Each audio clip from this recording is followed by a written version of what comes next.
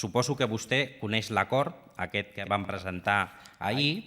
Li diré, avui ha reconegut que l'únic objectiu que vostès tenen és passar-nos per l'esquerra.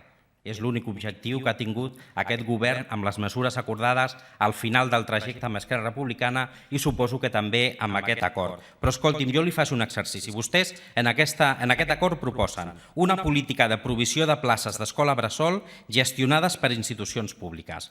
Vostès que van reduir sense avisar als ajuntaments els 1.800 euros per plaça a 600, que han de tancar i s'han hagut de tancar escoles bressol, proposen atendre les necessitats de protecció contra la pobresa infantil.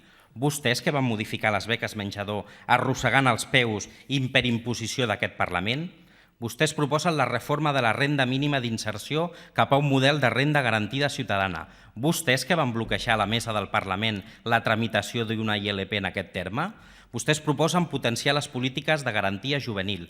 Vostès, senyor Homs, que tenien un conseller que enviava els joves a servir cafès a Londres, de debò pensen que tenen credibilitat ara quan ens volen passar la mà per l'esquerra, el grup d'Iniciativa i Esquerra Unida? Això ho faran vostès